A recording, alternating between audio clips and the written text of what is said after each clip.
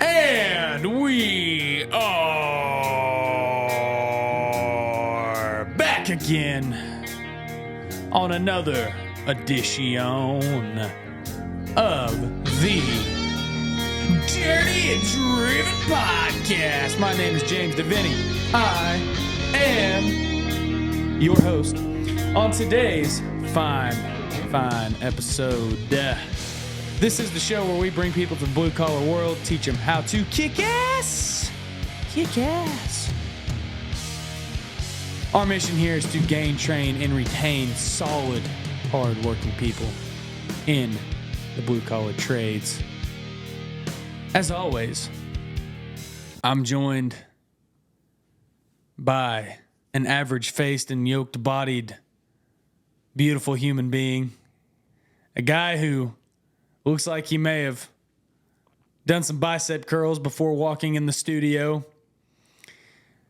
A guy whose hat is so sweat-stained, some wonder if he's homeless.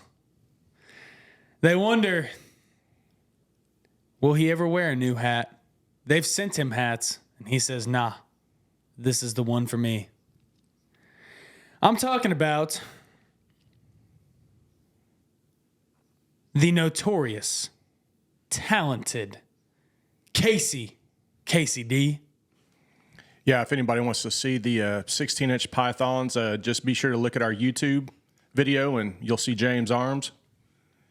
We literally put tape on it this morning, even though this isn't pliable, but when it bent around his little wiry arms, it was 16 inches. Fuck off. How are you? Oh, okay. Why don't you ever wear a different hat? That the one for you? What's about it? Do you ever have a good glove? Yeah. You know what I mean? Like good shoes that fit well? Yeah, that's that hat, huh? Man, there's a deal called the Farewell Tour. They've been really promoting on the radio, and it's Aerosmith and the Black Crowes. So this is it. This is the farewell. This is it. So there's never going to be another tour until a few years later, and then they'll do a coming out of retirement tour. You know, dude, on the Aerosmith thing, I had tickets to see them last year, and they got canceled because Steven Tyler's voice was messed up. So I didn't know they're supposed to be at the Black Crowes, though. That'd be kind of badass. Yeah, well, this is it. This is it. She talks. This is the angels. George Strait's Last Ride tour that happened in 2016, even though he's done 3 more tours since. So yeah. I mentioned on one of our previous podcasts that imagine you've never been to a concert and this is the king of country, self-appointed, he calls himself the king of country, which is pretty good. Dude, I've never been to a concert. This is the only money I have. This is it. This is the Cowboy ride, his last tour. This is what it's called. We've got to go see George Strait. This is it. In 2016, you save up all your hard-earned money, and you go because this is it. You even missed your mortgage payment, and your house got repoed because this is it, right? Then come to find out 3 years later, George Strait comes out of supposed retirement and does another Cowboys Last Ride tour or a farewell tour like Aerosmith. Yeah, that happens. That's honestly the first thing that came to my mind when you brought up the Aerosmith thing was George Strait. So I was like, okay, he's done like you said, 3 more. Yeah. And to my right, but swinging to to the left. Now break down his looks. Yeah. And to my you gotta right. pick me apart too, James. Yeah, what a dick, man. And to my right, we have the long sleeve shirt wearing on the first 90 degree day of the year. I noticed his eyes started at your crotch when he started. Yeah, he panned the camera up, but well, I was gonna make a small dick joke, but I decided I'd be nice to our guests. well, I'll tell you. For the second week in a row, Aaron, why do you always come in with a small dick, dude? His name's Alan. That's awkward. Anyways, for the second week in a row, we have our friend who's out out of town, pilot, aviator, Hey, I'm raging don't say it. homosexual. I am a Alan professional Green. couch surfer, Alan Green. I've been riding some couches here lately. Haven't been on your couch yet, James, No, but been on Nick's couch a few times now. Yeah, I guess I just crash at Nick's house mainly now, but Do they have cameras set up? Whenever they do. at the You know, it's a couch? black couch. Yeah. It's a black couch. I'll just leave it there. He ain't riding the couch. You really want this job, don't you? It's a lot like this, you know. It's interview style. That's horrible. Oh shit! Well, Hey, wouldn't that be something like if your buddies are like, you know what? You can come stay at my house. Yeah, man, we got a couch you can crash on. And they have a black couch, and they got like 3 or 4 cameras and like all the lighting set up on the couch for you to crash. Oh no, that's you're horrible. just like, hey, what? No. Yeah, Okay. dude, no, it's a podcast. It's a podcast. No, you want something to drink, loosen you up a little bit, or let me grab a towel for later. You know. to make a note on the long sleeve though, yes, it's the first 90-degree day we've had all year, but you know, got to protect your skin, James. me too. See, Yeah, look at and I've got the golden brown. He didn't say anything about my golden brown. look at arms. Connor. Connor's wearing long sleeves. Alan, settle down. Talk about flubbing on our words. Settle down, Adam.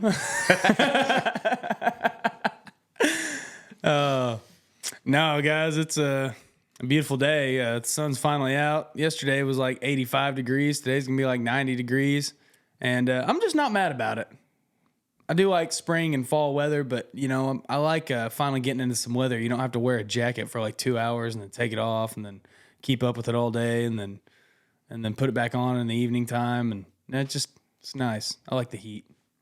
And we're supposed to have our bad storms yesterday. Were we? Yeah, when the podcast comes out. Oh, yeah, you're right. It is springtime. So here in Oklahoma, that's grounds for naders, baby. So if you see the wind start picking up and you start seeing the sky kind of turn green and you see a wall cloud, what's the protocol? Get your lawn chair out. Yes. Go onto the front porch. Get a cold case of beer, and have a good time. Grab a 6-pack and a lawn chair. There's a tornado coming. Yeah, exactly. Yep. And there's not one better song out there for tornadoes than The Frady Hole by Mike Hosty. If you ever heard Frady Hole by him, I guess I haven't. it's a banger, man. I always just think of Trailer Hood by Toby Keith. R.I.P. Casey, where can people buy the shirt like you're wearing? Dirty and Driven Podcast. Click on the link, whatever, in the description below. And if you want to give us money, just a tip. Yeah, something like that. Yeah. DirtyandDriven.com. You can get some cool merch like Casey's got.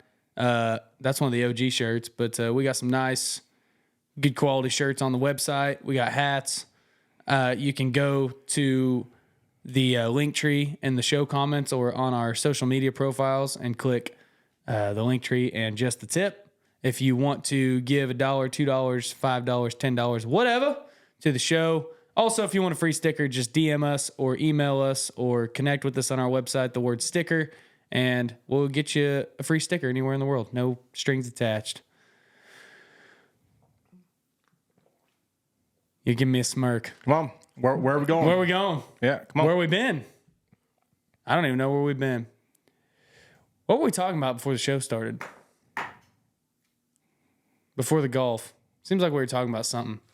Oh, yeah, dude. You know how a few episodes back, it's been a lot of episodes back probably. But you were talking about how you and I had the same teacher in high school, the same history teacher, Mr. Hedgecoth. Dude had balls on his nose, literally. It was a... Now, that's mean. The guy is deceased. He's not with us. He was actually a really good dude. Yeah, I'm just saying, like, if you just want to know, Yeah, this is very imperative to the story because to a high schooler, to us now, we go, man, he had a problem with drinking, or he had polio at one point in his life, so he had all these things that caused this deformity that made him look like a Men in Black character, and so like now it's not as funny that he had those deformities, but whenever you're in high school, you don't think about that. You just think about what the fuck, and so. Alan also had that teacher, and I thought that would be Yeah, we've all three had him now. all three had him. Yeah. And I just remember walking in. You were asking for some stories that one day on the podcast, and none immediately came to mind like they should have. But there's one really good one that came to mind, and that was whenever Alan wore a sombrero and sunglasses into that man's classroom, and he was sitting there yelling at. Would you turn that fucking thing off? I had my ringer turned off, not going to lie. And then I told James, hey, man, I didn't set an alarm this morning. So we drank actually, we set timers now on James' rant. That way it's only about 30 seconds. That's what I do. Yeah. As soon as I start talking, Casey's just putting a 30-second timer That's on funny. it. Okay. So to completely derail, I'm going to try to figure out how to turn this off. So Alan walks in. He's wearing a sombrero and sunglasses, and he's sitting there. He always called him John. so he did. Alan's got a long history of getting the first name wrong. So he always called him John. He thought his name was John, even though he had a student roster or whatever. So he would never refer to people as their first name either. And he would always call him Mr. Gentleman. Mr. Gentleman. Because he couldn't remember his last name, Green. Yep. This is Mr. Gentleman, take that hat off right now. And what's funny is you're bringing back a lot of memories that I had completely forgot. I forgot about the sombrero and the sunglasses. I forgot about Mr. Gentleman. Yeah. Yeah, you're bringing some. Well, do you remember he sat there and you just wore it? You owned it, man. Like there's 3 or 4 of us because it was like Spanish week or something. So anybody who's in a Spanish class had to wear That's what it was. And so there's several people wearing sombreros and stuff for Spanish week, and Alan comes in wearing this thing, and there's like 4 other people. They all kind of chickened out as soon as all right, I don't know what's going on, but let's go ahead and put a stop to it. Well, everybody remove the sombrero. Remove the sombrero. Sometimes I wonder why I even try. So everybody else takes theirs off. Alan leaves his on, just stone cold, acts like he did not hear a word this guy just said. And he just unloads, man. Mr. Gentleman, take that damn hat off right now. And you just stood there still. Like he didn't say a word. Wow, I was a little I was a delinquent in high school, it sounds like. Turd. And Yep. and then finally he kept yelling, and you were like, fine, I'll take it off, but I'm going to get a sunburn. I'm going to call my mom. And he goes, you can call the Pope for all I care. Wow. We're talking memories from the depths that I've completely forgotten, but I do remember that. That's hilarious. I just remember him saying you could call the Pope. And I was like, what's the Pope going to do about a sunburn? Wow. Alan, was the reason why you couldn't remember those stories was because you got into his liquor cabinet in his closet? I wish that were the case. That'd be a lot better story. But the truth is, I have a horrible memory. We all swore up and down that at least the class that we were in, that closet, kind of the back closet to the back right. Yep. If you sat in the back on your right side, I guess it'd be stage left if you're looking at. Anyway, we swore that's where he kept all of his liquor. Well, He had a mini fridge. There was a kid. He was a year older than I was, but he literally had a video of it. He showed me. During class, he went to the bathroom or something like that, and the teacher went to the bathroom, and he went into that little mini fridge, and he took a swig off of a Jack Daniel's bottle in the class. My gosh. Mr. Anderson, you're going to have to settle down back there, Mr. Anderson. I'm going to have to get back there and start pulling weeds. Did he ever use pulling weeds? I think Probably. so. Probably. Yeah. I'll be all over you like a one-legged man in a butt-kicking contest. Yeah. 50 cents to a swift kick in the britches. What was the other one? Be all over you like a fat lady at a garage sale. I don't remember that one. Yeah. He must have got a lot less enthusiastic in his old age. What class did he teach? U.S. history. Yeah, because AP US ours was history. Vietnam War. I kind of told the story on a previous podcast, but It was probably my most favorite class in high school because it was actually something interesting that interested me, instead of just everything else was literally white noise. But it was pretty sweet because we even had like the Vietnam vets would come in and give their stories and stuff. And Oh, wow. Mr. Woody. Oh, the guy who taught driver's ed. Maybe. I mean, in our time. Yeah. Short, like badass Tom Selleck mustache, white hair. But he's had white hair since back when I went to school in 92, 3, 4, that time. But he was a tunnel rat in Vietnam. You ever hear about the tunnel rats? No. Dude, I wrote a song called Tunnel Rat, believe it or not. And it starts off, give me a light, give me an arm. I'm crawling in a hole outside of a farm, doing this for the flag of my land. I'm a rat with a light and a gun in my hand.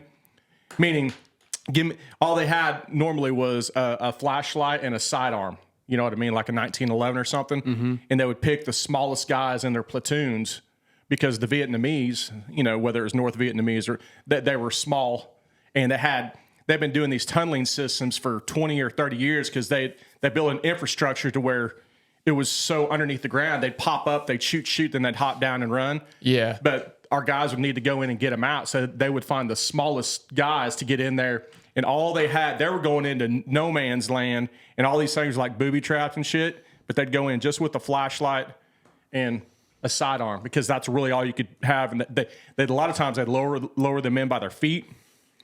Dude, you're talking about some scary shit. But anyway, Fuck that, dude. I hate tight spaces like that. But Coach Woody or Mr. Woody was a tunnel rat, man. Wow. Yeah. That's wild, dude. It's so crazy how you see guys like teachers or construction workers, dude. There's a ton of them like that they just work average jobs now. Just, you think, but dude, they have that past. Like, what the hell, man? They don't talk about it. You don't know anything about it. They just did it, and they don't. It's like, whoa. And imagine, I can get political real easy, but that was back compared to today's day and age with the access to information and real time. Us knowing what's going on right now, especially with Iran. This is Sunday morning, and Iran had just shot over 300 drones, missiles, all that stuff towards Israel, meaning, there's a good possibility big war is going to be breaking out where if the snowball effect happens, the draft could happen. Imagine back during the Vietnam War, during an unpopular war, they had probably 3 or 4 news channels in the 60s when it broke off, when we finally got into it. So it was a state-controlled narrative to get everybody involved. And even back then, people were against the war because they knew that it was unpopular. We shouldn't be there. But then they ended up drafting guys your age. Able-bodied men. Dude, I've seen videos to where you'd watch live TV and it'd be like the lottery. It'd be A through Z, and they'd pick it. All right, we picked P today, so if your last name starts with the P, you need to report. And they'd pick, 1 through 5 and you would just get drafted for this unpopular war for a government that you didn't agree with. And just to remember that all of the Vietnam War we were there on false pretenses when it came out 30 years later when they declassified the information that the Gulf of Tonkin incident that got us into the Vietnam War was all a fake incident to give us justification to go fight the North Vietnamese. So the long rant that I'm going here is, can you imagine that was back then because my dad was drafted. My dad was drafted, and when he got drafted, this is what I remember him telling me. When he got drafted, he still had harvest to do over in Alva. Yeah. So they let him finish his harvest. Then when he got done, he got into the Navy, which that was a smart move because then he got onto a sub. He was a 6 foot. Did you get to choose? Like, if you got drafted, did you get to choose? Dude, don't quote me on it, but I think you did get to choose somewhat, like what branch you wanted to get into. If you wanted to. I guess I never even thought to ask that question. I just assumed that they drafted most people for either you were told what to do or obviously a majority probably went to the Army, but. Yeah, I'm sure, and I could be wrong. There's probably some real deals out 80, there. 80-20. Yeah. But if you wanted to be infantry, yeah, fuck yeah, man. You get on the front line. Yeah. But if you wanted to be safe, you join the Navy or somewhere. But anyway, they let my dad finish harvest. Then he went in he was on the USS Andrew Jackson during that. But why the reason why I went on this long deal, he ended up staying in the military for 26 years after he got out of the Navy for 5. So the reason why I went on this long rant, because it's really fresh right now, because there's a lot of shit popping off over in the Middle East for talking about the false pretenses, this and that. I can't imagine if we get into a full-fledged conflict where we get boots on the ground to where they start getting, if they impose a draft nowadays, especially you guys are prime pickings. James, you running all the marathons, getting in good shape? Hell yeah, dude. I've got a debilitating back injury. Oh, yeah. That's all right. We could look past that. Nope. Well, they'd want to draft James so they could shave that hair off. Nope. They go, oh yeah, we're gonna get the clippers out on that boy. Nope. Somebody's got to stay back and build the roads, boy. Okay, so then I'll step off this. But imagine with us knowing about how corrupt, there's a lot of things going on, just the corruptness and everything. Then if it comes draft time and you all get drafted, imagine the feeling that you the scary feeling that you have right now, saying, "Dude, I don't want to go fight for a country that's doing all this bullshit all over the world." Dude, I'm like Muhammad Ali. Yeah, you know, I ain't got no qualms with them Viet Cong. You see what I'm saying? Yeah. Yeah. No, dude, it's it's scary. I mean, Biden came out this morning and said, and I don't want to get into this, but he did come out and say we're probably gonna have to go over there pretty quick. I like seeing that. I like seeing the memes or the pictures to where it said, "Why did you build our country? Why did you build your country so close to our military bases?" And it's like every country, like whether it's Iran, Iraq, wherever, we've got 60, 80 bases surrounding the country. We're on the border, U.S. bases, U.S. We're like, why did you build your country next to our military bases? We're the ones going over there. Yeah. Getting in everybody's business. Hey, I want to take a hard shift here. Casey, I want you to tell us about some of the projects that you're working on right now. Like you've got, or like you've worked on, or you've recently worked on, or you are currently working on, because you've got some cool shit that I have not heard about too much. You talked about my recent canine one? That's one of them. There's 2 projects that you told me you wanted to talk about: the doghouse and the movie set. Oh shit! Yeah, okay, yeah. Good hard shift. Sorry about that, but I did want to get that out because that's pretty fresh on my mind with the Middle East. Yeah, crap turn that going news off, boy. Be oblivious. Be oblivious. Be oblivious, and you wonder why the gas prices and all the shit's going up and all these big military contractors are making their money. You know what I mean? But anyway, I had to get it off my chest. I ain't looked at the price of gas and God knows how long. You better fill up now. Well, I haven't, because I drive a company truck and have a fuel card. So, Hey, since he has a fuel card, my truck's about a quarter tank. But I don't. I'm also still employed. So, I'd like to keep it that way. You can't buy it for your co-host and your guest? No. It's not the dirty and driven fuel card. All right. Yeah. No, just one of the deals that I most recently worked on that I was fortunate to work on was our canine officer here in town recently got. It's pretty much a pointer. It's a more of a sniffer dog. Now, I learned this. They have 2 types of dogs that they use for canines in law enforcement. They have like attack bite dogs, like my Malinois or German Shepherd type. Then they got the sniffer dogs that are drug dogs. Well, he got a drug dog, and he keeps a drug dog at his house. Well, fortunately, he had a nice slab poured for it and had a nice fence for it. But since this is a high dollar badass dog that he depends on, he needed a nice dog house for it. So they reached out to me. Well, they ended up buying. I've never done this before, but they ended up buying a kit. It was like a 6 foot by 8 foot by nice, like storage building kit, like you would see at Lowe's or Home Depot or whatever. But it was a storage building that we ended up putting kind of on the side. They had me build it, and I built this pretty much storage building that's going to be all insulated and heat and aired and conditioned. Wow. And I ended up finishing it the other day and cut a nice dog door on it and attached the fence to it. And anyway, it's going to be a nice place for this canine, this fresh new canine to. Dude, it's unreal. So he kept talking about this doghouse he's building and he kind of was throwing me some numbers of like what it was costing for materials and labor and all that. It was like what, $12,000 doghouse or something like that. I mean, all said and done. No, that was for the dog itself. That was fortunately donated. The doghouse was like $6,000, right? Something like that. Yeah. So I'm like, damn, dude. I'm thinking like, just big like, Fido Bow Wow doghouse, the kind of thing you see in the cartoons and the movies, it says Spike over top of it, like from Tom and Jerry or something. That's what I'm envisioning.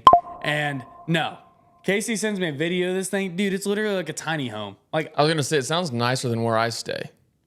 Yeah. It's heat and it's air. nicer than Nick's couch. Running water. Yeah. Yeah. And there's not a black couch and cameras inside this deal. But not yet. I mean, not while he has the dog, but. Well, yeah, and whenever I was talking with him, it was like, dude, I love my animals and my dogs too, and to think that you're going to stick them in a little igloo plastic dog house out in the elements, whether it's hot or cold, it's like, no, dude, you need to have it be good conditions. Yeah, I'm pulling it up on the. If you want to tune in on YouTube, yeah, so there's the old handle. I'm opening it up. Now I'm going to walk up to the old. There's the old dog door I cut in. So we're going to insulate that, and we're going to put in the old combo heat and air unit. Dude, yeah. So is that going to be like central, or is that like a mini split? It's going to be a mini split. They need to run electric to it. Dude, that thing's so bad. Oh, and he's got a little fence where he can go outside. And so then you walk over. Is that a concrete pad? Yes, that's what I was saying. Yeah, the pad's like about a 10 by 14. So why a concrete pad, not grass? Well, even better. So originally it was going to be the concrete pad in a fenced area. Well, I'm just saying, like, where does he shit and stuff? On the concrete, and you spray it off with a hose, probably. Well, yeah, and that's the deal. Yeah, you spray it like downhill where the grade of the slope goes off. Oh, okay. So but what was the thought there of doing that versus just like grass? Well, I think originally their plan was they weren't the big building wasn't going to happen originally. I think it was just the pad was donated by the city. And then they were going to have a fenced-in area to keep the dog inside of his little igloo house. Yeah. So this was all afterthought. Like, man, we need to take care of this dog. So yeah, dude, that's so. I've never seen a dog treated that well. Like I could live in that. Like it's big enough. Dude, I would. James, yeah. I've never seen a dog treated that well. Dude, it's like I've seen dogs live in people's houses. Like they're their kids. I guess that's true. I mean, my dog's shit, but like to have its own space. Like, no, I know. I knew what you meant. I had to twist it a little bit. And no, I do see what you're saying. Yeah, most dogs. I've never seen a dog treated that nice. Yeah. And he has a couple other dogs, and they are inside dogs, and I'm sure this one will be too. But whenever there has to be separation or the dog is on his own, it'd be a good spot. Well, like I don't know if he has kids. I don't think he does. Yes. But, he does? Yeah. Okay. Got a little one. Yeah. So like I know that I talked to the guy who owns the court dog. Here at the courthouse in the county, they have it's more of like an emotional support dog for kids and stuff like that. If there's a trial, then they can bring, with a juvenile, they can bring this dog in. It'll help calm the kids down during the trial and stuff. Well, it's very highly trained as well. Not to the extent of a police dog, obviously, but it, it's trained to just be gentle and calm and all that. Well, they can't feed it. It's like very specific type of just dry food that dog gets. Right. He was talking about how he has a 3-year-old, and the rule is you cannot feed the dog. And he's like, one day I turned the corner, and my 3-year-old's giving it a piece of pizza, and he's like, you can't feed the dog. You know that. That's the rule. He's like, but he looked hungry. So I'm sure that there's some of that. But yeah, that's cool, man. That's a cool project. Yeah, and how did you land that gig? Well, I know the officer's dad real well. I've done work for him in the past, and I've also done work for him over at the Golden Villa. You know where the Golden Villa is? Yeah, the adult day services deal. Yes. Yeah.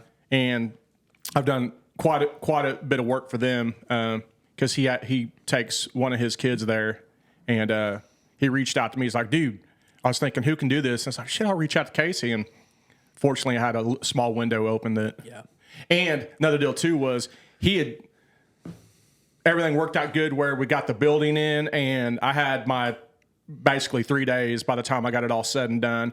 And by the time I got it done, the officer and the dog just got done from their training, their week-long training at county with the county dog. And he had just gotten home by the time I had everything put together and finished. So it was a nice thing for the dog to come home to. Yeah, I was at the police station the other day and I saw like he had a little dog house and stuff. I was like, oh yeah, we're gonna get to see this dog, and now he's out for training. I was like, shit. Yeah, it's some type of pointer. I don't know what kind of pointer, but I wonder if can they still smell weed? Like, are they still trained to do that? Or I think so, but he said his main deal. I mean, all that, but his main deal is meth. yeah, meth and fentanyl and all that good stuff. Yeah, Which I love watching cops or live PD because whenever they bring in the canine officers, all right, well, we suspect that there's drugs in the vehicle. Well, you can't search my vehicle. Well, wait till we get the canine, and then they'll walk the canine around the car, and the canine hit on the car. We have probable cause, and the canine could have just took a shit or something. He might not.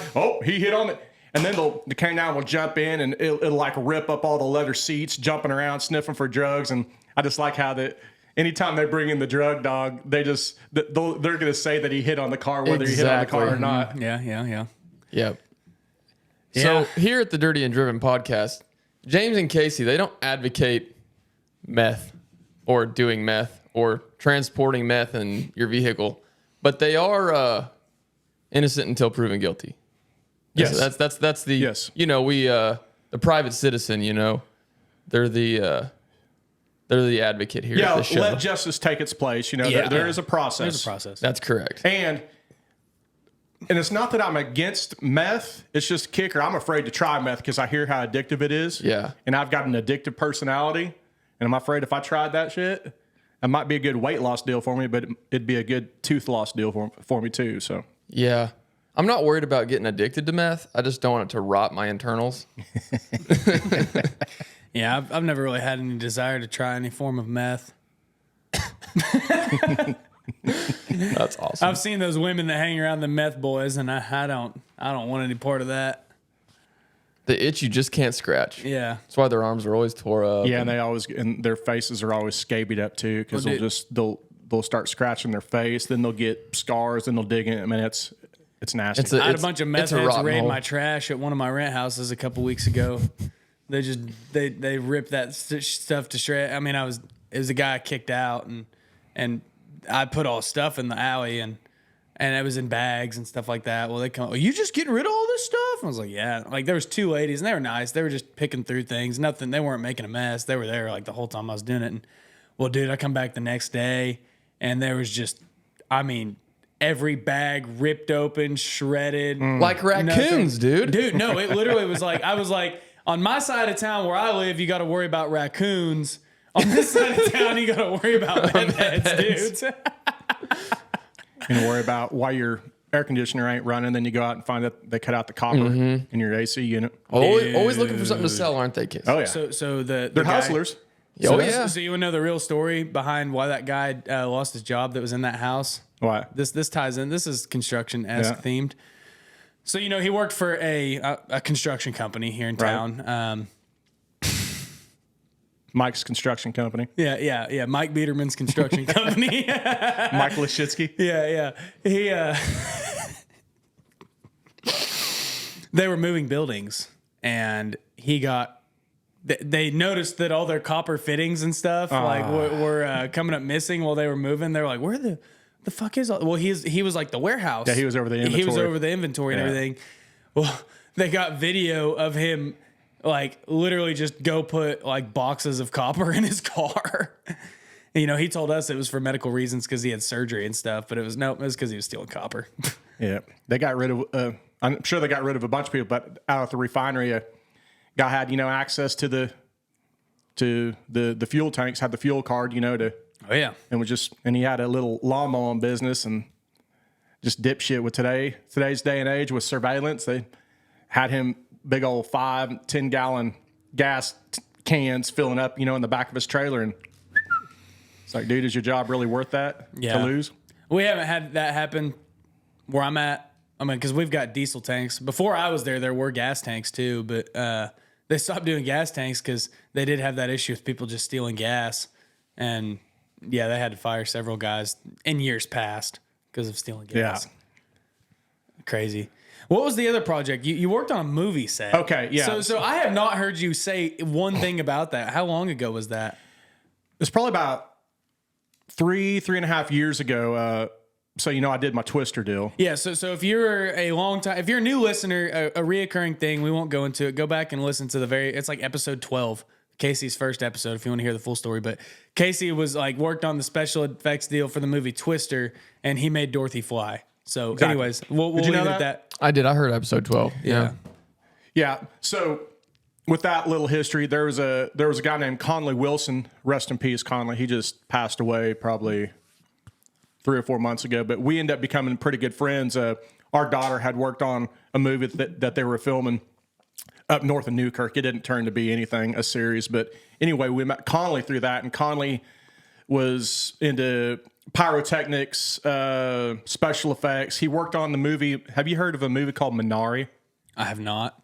Minari. It's about some. Sounds like a sporting goods store. Yeah, but it's not Menards, but it's like it's some Asian movie. It won like best blah blah blah. I mean, it was a big movie, but the big burn scene in the movie to where the grandma's out there burning stuff kind of by the wood barn, and the barn accidentally catches fire, and it's a big dramatic scene. Well, Conley was over hooking up manifolds and getting all the fuel sources ready to where it's going to be a controlled burn, but it looked like it went up and it did. It was a great climatic scene. Well, this Conley has been in the movie business for at least 30 or 40 years. Nice. He did everything from doing horse back in the days. He did like the horse tricks to where, horse looked like there was a stampede or guys riding, he was a big horse wrangler, special effects. He'd do all types of crazy stuff. Well, anyway, I met him and I did the old, like I talked to you about before. And I said, hey man, you ever have any projects? Which Conley was in bad health. But I said, man, if you need any help, man, I'd love to go help you. Dude, I don't care about getting paid. I think it'd be cool to get on a movie set. Yeah. And I told him my history. Well, Dude, guys, listen up to that right there, man. You want to get involved in something neat or cool or a new job? Just, dude, I don't even care if I get paid. I just want to help. Yeah, and that's cool, man. And a lot of times people will throw you a bone, but if not, you're making good contacts. Well, and good a lot of times they opportunities. throw you a bone to see if you're actually going to show up. Yeah, so I threw that out to him. Well, he let me know that they were filming a movie called Possessions, which it was an indie film, and there's something to do with the SAG and this and that. If it's a movie under $2 million total, whatever, it falls into this category that this is a type of film that they were doing over in Tulsa called Possessions. And he goes, yeah, Casey, I need some help. I'm all right, cool, man. So he goes, it should be a half day or a 1 day filming if you want to go help me. Yeah, man. So we end up riding together, and I go over there, and the movie is pretty much, it's kind of a suspenseful, scary movie. And the idea behind the movie, I'll try to make this quick, is this guy lost his wife. He ends up trying to get a new beginning. So him and his son move, and they buy a storage unit building, a big storage building, and that for a new beginning. Well, when he buys that storage building, little did he know all the horrors or all the things that hid behind the doors of the storage, of the storage units, whether it was you open the door and you get into boxes and, then shit pops, all that crap. Yeah. So this is during the COVID time. So we go over there and dude, it's a legit movie set, they've got food trucks. We go through I had to get 24 or 48 hour COVID. I had to show my COVID paperwork and all that crap before I could get on. I mean, that had it legit. Well, did you have to be vaccinated? I don't know if it was like a mandatory vaccination deal, but it was still like a test or something. Yeah, you had to have the COVID free right during the deal, even though it was outside, right? So we go over there, and so the scene is the main actor. The idea behind the scene is we have a burn barrel, okay? So it's literally a 55-gallon steel drum that when we go over there, I end up taking my grinder and stuff, and I cut a hole into the bottom of the side of this 55-gallon drum. And Conley has this manifold that he's built, which is pretty much like a fireplace manifold. When you do turn propane on or natural gas to light your fireplace, if you have that, he's got it set up, but it's set up for inside of a burn barrel. Yeah. And I end up buying extra propane tanks. I was like, Conley, you sure this is going to be enough for the scene? And he goes, well, you might. So I end up, luckily I bought extra ones right before we did the deal. And he had this regulator, normally like the PSI that comes out like on your grills, gas grills. It's a low PSI. And I can make up a number, but it might be like a half pound or a 1 pound, not PSI, but that comes through. It's a small orifice that allows just enough volume to come through to cook on your grill. Yeah. He had a high volume regulator for this scene, so you can buy different ones. So instead of it being a pinch down fuel source, it'll be a bigger full bore. Yeah, boy. full bore. It won't fuck around, right? So anyway, he's like, all right, this is how we're gonna do it. So anyway, we get there and we meet with the guy, kind of the set director. And while we're there, they're all on their radios. All right, we're done with scene 36. Let's move over to storage bay 42. We're gonna go shoot scene 37. And so while they're doing that, we have a couple hours to set up, right? So while we're setting up, we get the propane set up. This night, I even brought my fire extinguishers. I was being like Mr. He was old school. I mean, dude, he was smoking around while we're setting up the propane and shit. Yeah, dude, you know I what I love mean? that, yeah. Now I'm like, dude, I mean, we're trying to be professional here, but he's got like ignition sources all around this stuff. Anyway, we were all safe. We get it all set up. So when it comes time to film, next thing you know, they're like, all right, we're done with scene 37. Let's do scene 38 down by the burn barrel scene. Next thing you know, they walk around the corner and there's probably about 20 or 25 people of the crew, the film crew, and some of the actors. And when they come around the corner, it's literally like it's the boom mics. It's a legit production, right? Did somebody say boom? And dude, it was hotter than shit out, right? So when they come around, I'm like, oh, dude, now. So we meet the director. I can't remember his name. God, I feel like crap. But we meet them and stuff. And when we talk to him, he goes, all right. He goes, let's go over this again. Now what we're gonna do with this scene. And we had all of the fuel hooked up. So the idea was, we had 3 different levels of fire that we could do inside the burn barrel. We had, like, when we kicked it on, because they had 2 or 3 different cameras to get different angles of the fire coming out of this. When we kicked it on, this is a level 1, and we turned the heat up. I'd open up a valve to it. This is level 2, and this is level 3 to where shit's like, dude, it's boiling out the top of it. Yeah. Level 2. All right, let's do that. So here's where it gets really good. So now that we've kind of met everybody and you've got the backstory, the scene to it. The idea is the main character, he's going to come up, and he had supposedly, this lady had just had this box that she said, I need to get rid of this box. This box has too many bad memories in it. And the main actor, the guy that bought the storage unit, he needs to get rid of this, and he knows that there's something up. So when he looks into this cardboard box, there's pictures, and there's like promiscuous pictures of maybe like her ex-lover or ex-husband with somebody else. So during the scene, he's trying to process what this is, and he's throwing this stuff away into this fire. That's the idea behind this burn barrel, okay? They're getting the reaction of him looking at it and throwing it, right? Now that you got everything set up, they bring out the talent. They bring out the main actor, okay? So I'm kind of hanging out, chilling, I got my fire extinguisher, I'm being all, I'm sitting back. I'm cool. Were you wearing all black clothing? I can't remember how I was dressed. I think because I thought if you worked on a movie set, I don't know if that's a written rule or an unwritten rule, but all black. It was hot out. I was just wearing like a t-shirt and jeans. Well, the main actor came out, right? Dirty and driven shirt. Dude, this main actor came out, and we got to meet him, and we got to go over the scene. Like, okay, they were like, all right, you're gonna stand here, and we got the camera. Make sure the camera's got a good angle here. They getting everything set up. Keep in mind, it's hotter than shit out. Well, when they're getting everything set up, we get to meet the main actor, and we kind of do a quick little safety, hey, if anything goes down, we go to this and fire extinguishers, let us know, and we want to be safe. That'll do. Well, I got to meet the main actor, right? And this guy's about as tall as me, a little taller, and he's a good-looking son of a bitch, man. I look down, I'm like, damn, this. All right, you know what I mean? You kind of, when you walk into a bar and you're there to maybe check out a gal or something, you size up the competition. You know what I mean? Like, oh, I got a chance, right? This guy, I was like, damn, this is a good-looking dude. Built dude, had a cool beard. And then we introduced ourselves, and whenever we introduced, the dude had a fucking accent too. I mean, dude, he checked all the boxes. Casey and he was had like, an dude, accent. you are making my pussy throb. Yeah, dude, you talking about how wet I got, man? Because I was sweating. I was sweating. So I met him, and it's about to come full circle here in a sec. So I met him. I was like, damn, And I'm okay. getting to a point here. So I go over and kind of offset to where I'm, controlling the valve and all this, and we get the fire going, and they start shooting the scene. Well, right before, like in between takes and stuff, because I had to do it 2 or 3 different times, he'd be standing there, and while he's standing there looking at the stuff, this fire is boiling. And dude, whenever I was by the fire, just myself, kind of with my hands, dude, it was hot. And this guy was like the whole time.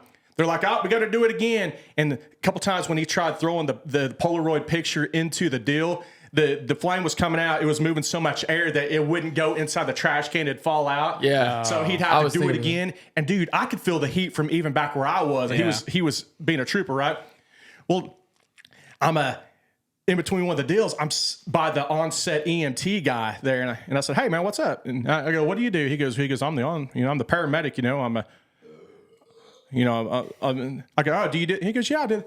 I go, "All right." I go, "Hey, who's this actor?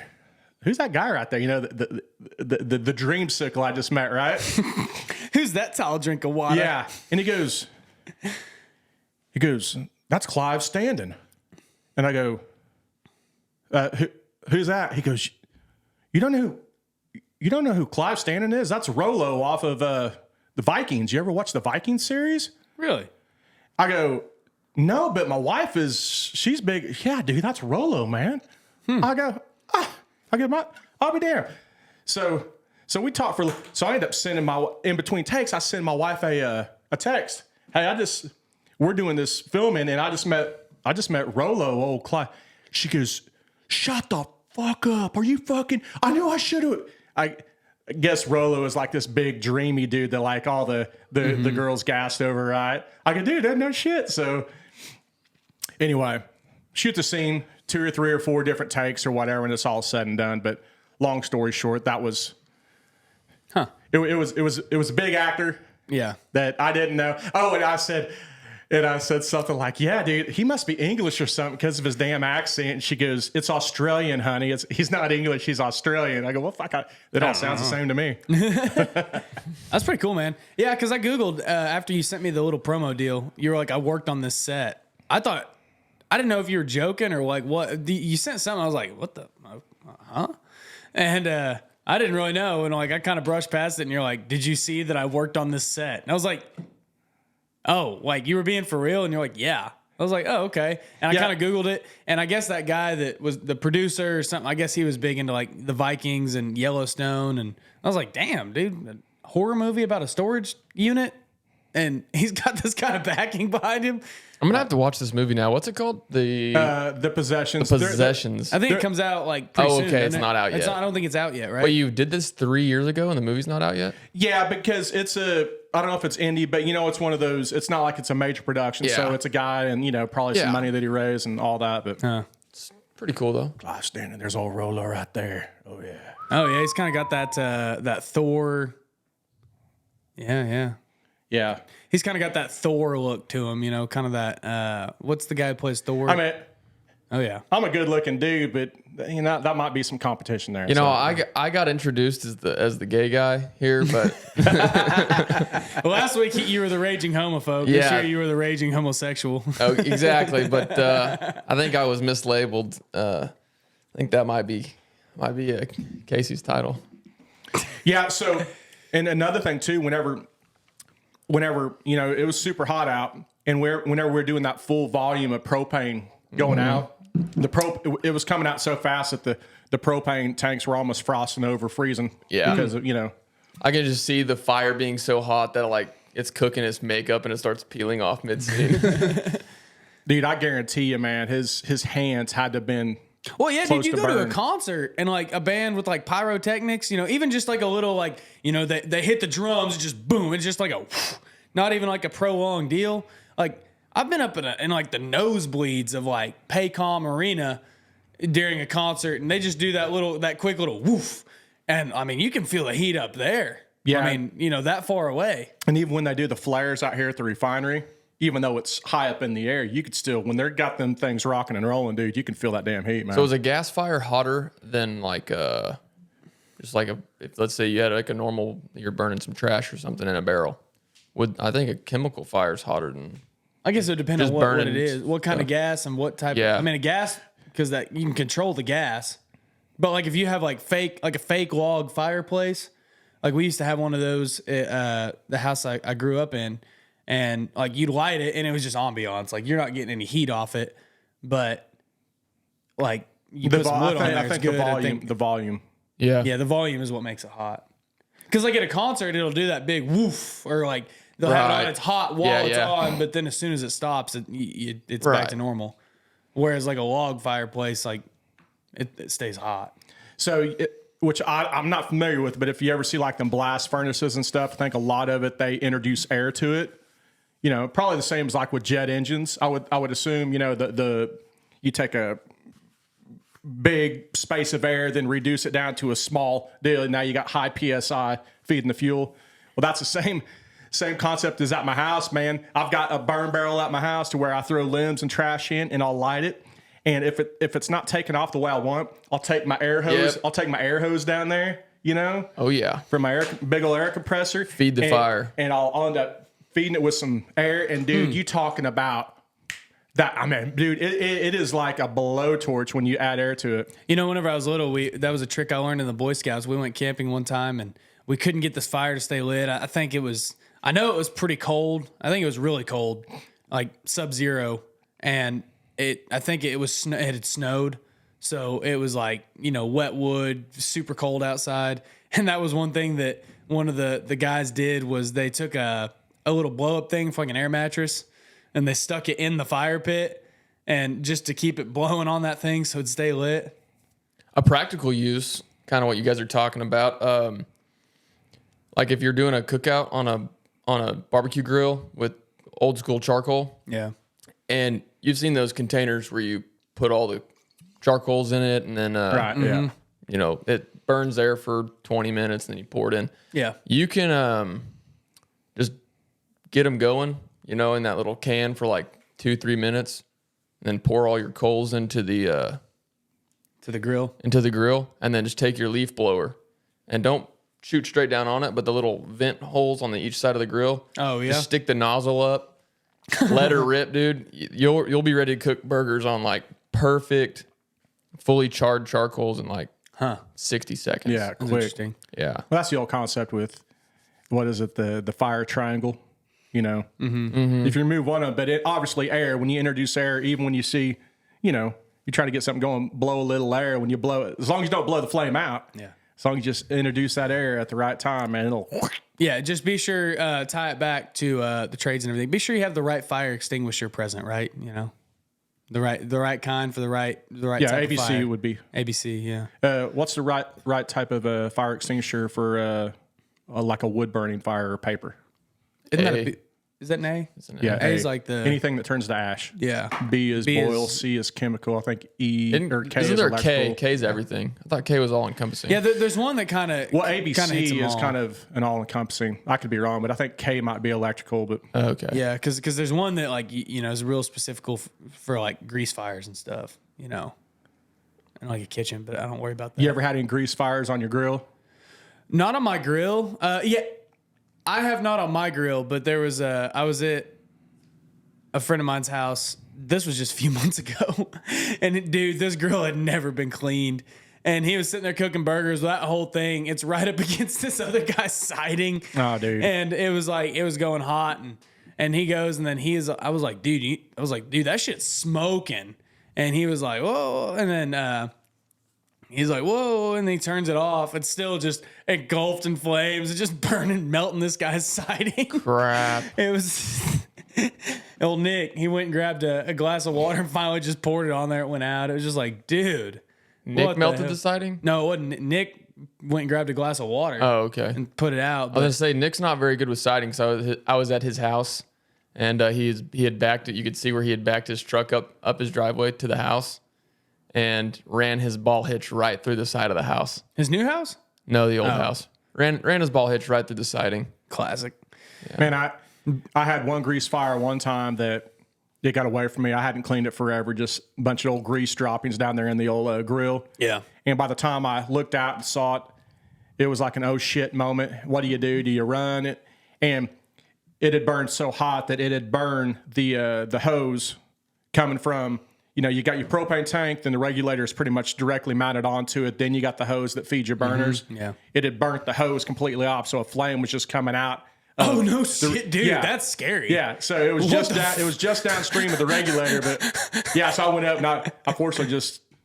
Oh, you were able to get to it without like. Yeah, because keep in mind the regulator it takes it from a big volume to a small little orifice that just lets barely any fuel out. So it was the same as if it was going into the burners, but still it was coming out. It was just a hose that had been melted. Oh, okay, I see. Yeah, dude, that's crazy. Yeah, that's kind of scary. But Alan, if you got to take a shit, dude, you don't have to text me. You can just get up and go. Fuck off, James. Just use that second bathroom out there. One of them doesn't have toilet paper. Great. Don't worry, I'll take care of it. Great. Yeah, I'll fix that toilet up nice. yeah, the restroom in the back is the shitter restroom. Yeah.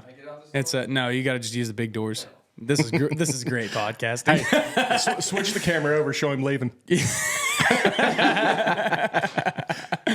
like, screw you guys, I'm going home. Yeah. No, I'm just kidding. If you're not watching on YouTube Day, you're kind of missing out. Good shit, man. Literally. Oh man, it seems like there was something else I was gonna bring up with you, but I guess we can start getting into our topic now that as soon as Alan gets up, it's like, all right, now time to get serious, even though he hadn't contributed near as much. But I might have to not join him, but do the same thing that he's doing here in a sec. do we just want to take 5? Nah. I'll Okay. wait till he's done. That way the seat's warm. Okay. He can warm the seat up for you. So many listeners right now. Yeah, guys, if you're still hanging on here, just want to say thank you all for everything you guys do and the support you give us. It really does mean a lot to us here at the Dirty and Driven Project. As we plugged earlier, any support is helpful so we can keep up in our production. We spent a lot of time yesterday in the studio getting some things set up, and we have some big projects coming down the pipe that I'm really excited about. So yeah, be sure to keep following and all that. Oh, dude, you know something that I did? A new hobby I kind of tried, old school, What's that? smoking a pipe. Oh, did you? Like pipe? Yeah, dude. Damn, dude. Yeah, last night my buddy he got me into it. He's quite a bit older because one thing I've learned, dude, like, we talk about just needing a way to just chill, right? And I know that I'm Mr. I come off as Mr. Health and work out, and You're you Mr. should never Straight put Edge, anything. what was his name? CM Punk during the WWE. He was known as Straight Edge. He didn't drink. He didn't do drugs. He didn't do nothing. Yeah, no, I mean, like, and I don't do drugs, obviously, because I work in a DOT industry, so, like, none of that. I've never had the desire to do you drugs. drink coffee? Well, I mean, you know what I mean. Like, I don't smoke pot. Yeah, I drink coffee. I actually have been trying to stray away from coffee a little bit, not because I have anything against it or, like, I think it's bad for me or anything, but dude, you go 2-3 days off coffee. One, I don't like to ever be reliant on anything. So I don't ever want to be like to a point where if I go, a day or two without caffeine, I just have a terrible headache and all this and that, which I'm kind of at that point right now. But I've been trying to take 2 to 3 days a week in a row where I don't drink coffee. But dude, whenever you do that, especially you go off like 2 days, Yeah. if you go off 3 days at least, you really feel it. But like if you go off 2 days, you'll still get a really good effect from it. Like, dude, if I have 2 days where I know that I'm not like, I don't have to be on, but like I know that on that third day or that fourth day, I've got some big meetings coming up or something like that. Dude, you take a couple days, you fast from coffee. Rocket fuel, huh? Dude, you take that and it's like taking Adderall. Yeah. I've never taken Adderall, but I mean, it's like, that's just, I'm focused, I'm locked in, I'm like, yeah, baby, let's go. So, anyways, No, dude, one thing that I've really learned lately that I'm like, man, this is just a cool way to chill. I don't do it often, like once a month, maybe twice a month, depending on the month. But like, I'll go out in my backyard by myself, light up a fire, something like that, just hang out. Nobody else, just me. And I'll buy like a cigar or something, smoke a cigar, just a way to unwind. And so I've been doing that, and I was like, it's cool. Well, then I found a pipe at an estate sale. It was a pretty nice little pipe. $2. And so I buy it, and I had a friend who was into it, and you know, he's pushing 60, you know, and he does it every now and then. So I was like, well, what do you think about this? He's like, oh yeah, dude, you got to get into it. So I tried it, dude. It was a cool old hobby, just old school, you know. Nice. I like it. Did you wear your smoker's jacket? No, I didn't wear smoker's jacket, but it was cool, man. I liked it. It was an enjoyable way to relax. I've never smoked out of a pipe before, so It was different. It was different. It was neat though. I mean, it was a really cool, you know, deal. So, anyways, I don't want to go too big into that because last time we got talking about tobacco, I think we made a lot of our listeners who were trying to quit relapse. So, but no, it was cool, man. I tried. And speaking of, man, got a recommendation from Garth to that Zen wasn't it. That Rogue was the Rogue cinnamon. Oh yeah, The little pouches. The little pouches. So I was like, all right. So I bought that, and I bought the lowest milligram. Go, okay, maybe the Zens maybe those weren't for me. So I bought the pouches, right? And I did the old stick it in the lip deal.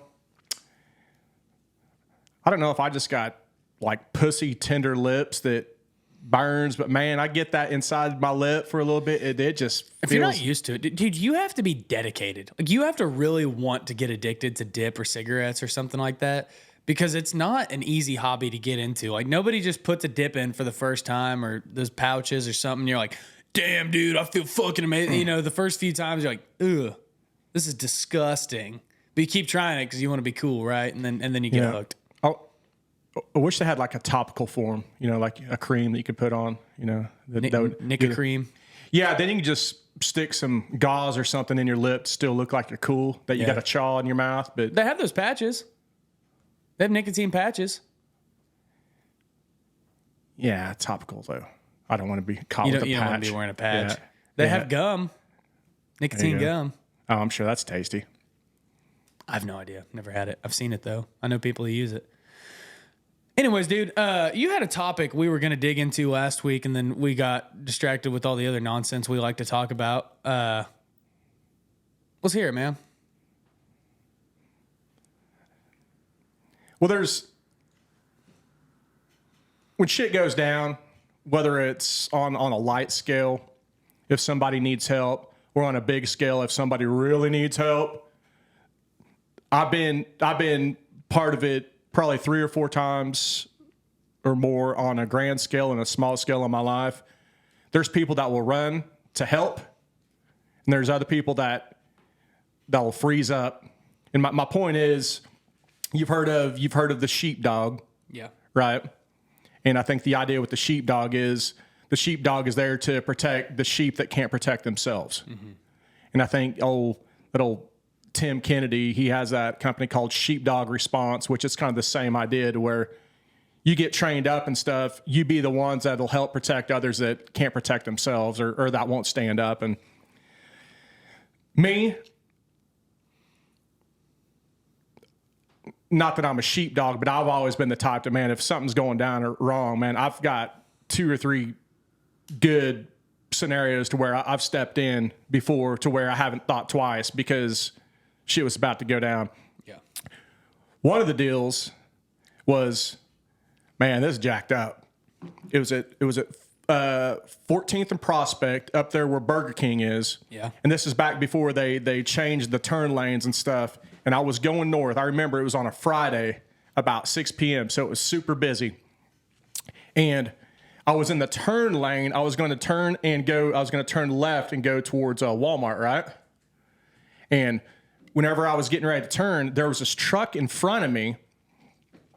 And this truck, and granted, it's pretty much rush hour at 6 p.m. There's still a ton of vehicles. This truck in front of me pretty much runs the red light, hops over the median, clips a few vehicles. This truck is directly in front of me, drives through the intersection, head-on collides with 2 or 3 vehicles that are southbound at the light, and it keeps going. So while this is going, I'm behind this guy. While this is going, I'm like, what the? So I creep a little further, kind of behind him, and I see him going directly head-on into traffic that's parked at the light, hitting 2 or 3 vehicles, still going, and he ain't going super fast. He's only going about 10 or 15 miles per hour. Dude, I'm telling this guy. So I'm in the northbound lane. I'm not hitting people, but I'm kind of right behind him processing, dude, what the fuck is going on, man?